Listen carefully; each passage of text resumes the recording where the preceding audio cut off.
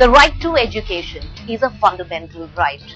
Wouldn't it be ironic if the Right to Education Act takes away this fundamental right from 5 lakh students in the national capital? Well, that's exactly what has happened. R.C. Jain wrote to us highlighting this very fact. As when the Right to Education Act has been implemented, it has taken away right to education for 5 lakh students because thousands of public schools have shut down. That's the reason why today we give this platform to Mr. Jain and his fight to once again bring back education to these 5 lakh underprivileged kids.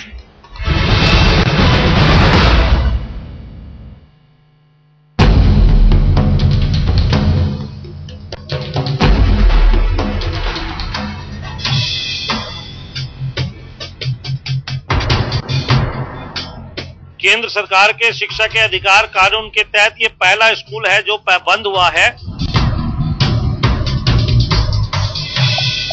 मैं RC Jain, president हूँ Delhi state public schools management association. जैसे आपने land norms बनाए हैं, land norms में दिल्ली ही नहीं, हिंदुस्तान के बहुत सारे ऐसे मेट्रोपॉलिटन सिटीज हैं, गांव देहात हैं जो लैंड नॉर्म्स को पूरा नहीं कर पाएंगे। परिणाम स्वरूप ये निकलेगा कि लैंड की कमी के कारण लाखों बच्चे सड़क पे आ जाएंगे और लाखों स्कूल बंद हो जाएंगे।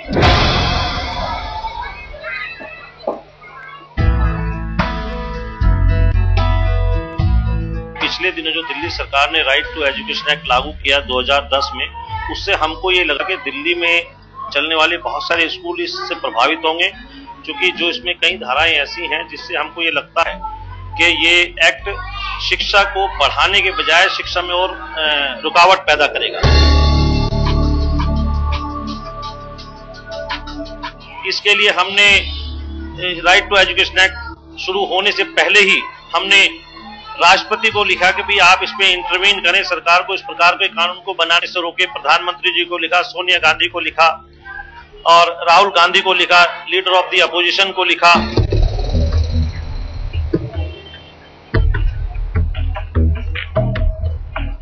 अब लैंड नॉर्म्स में जैसे दिल्ली में इन्होंने ये कह दिया कि 800 मीटर से कम पे आप प्राइमरी की मान्यता नहीं देंगे। अब दिल्ली जो एक महानगर है, हाँ 1-1 इंच जगह की कीमत है, वहां पे 800 मीटर लैंड बड़ा मुश्किल है इकट्ठा करना।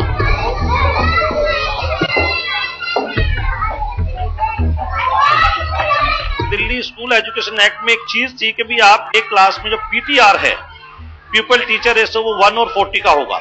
राइट टू एजुकेशन एक्ट में इसको घटा करके 130 कर दिया। अब ऐसी स्थिति में 130 तो आपने कर दिया, ये जो 33% बच्चा बाहर निकला है, इसके लिए हमें और टीचर्स चाहिए, इसके लिए हमको और ज्यादा कमरे चाहिए, इसके लिए हमको और ज्यादा स्कूल चाहिए। सरकार ने इस पे ध्यान नहीं दिया। हमने इसके एक लंबी जिहाद की, हमने इसके लिए दिल्ली के कई बार धरना प्रदर्शन किया, जंतर मंतर पे प्रदर्शन किया, जिसका रिजल्ट ये निकला कि दिल्ली में जो लेफ्टिनेंट गवर्नर हैं वो एकदम हरकत में आए, मुख्यमंत्री हरकत में आई और उन्होंने मास्टर प्लान में तब्दीली करते हुए जो 800 मीटर का लैंड नॉर्म से उसको घटा करके 200 गज किया। ये बहुत बड़ी जीत थी, पर अभी भी ये जो राहत है ये नाकाफी है।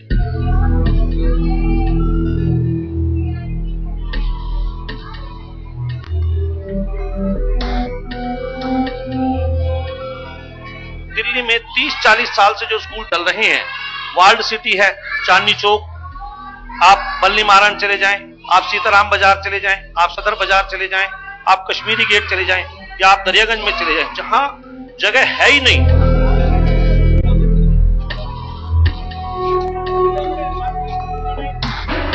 हमें यह लगा कि अगर उन स्कूलों, उन बस्तियों में, उन पुनर्वास बस्तियों में, उन कॉलोनियों में अगर आप 200 गज की बात करेंगे तो मुझे लगता है कि सारे स्कूल वहां बंद हो जाएंगे। ऐसी स्थिति में जो 1.5 लाख बच्चा इन कॉलोनियों में पढ़ता है वो शिक्षा से बाहर आ जाएगा। हमने सरकार से ये मांग की है कि आप हर हालत में जो स्कूल जहां चल रहा है उसको एज इट इज चलने दो। हमारी जो लड़ाई है वो बराबर सरकार के साथ जारी रहेगी, चाहे वो धरना है, चाहे प्रदर्शन है। ये मेरा प्रयास रहेगा कि हम लोगों को साथ जोड़ेंगे, पेरेंट्स को साथ जोड़ेंगे, इनमें पढ़ाने वाले टीचर्स को साथ जोड़ेंगे और किसी भी हालत में हम सरकार के ऊपर प्रेशर बनाने का प्रयास करेंगे कि ये स्कूल एज इट इज स्थिति में चले।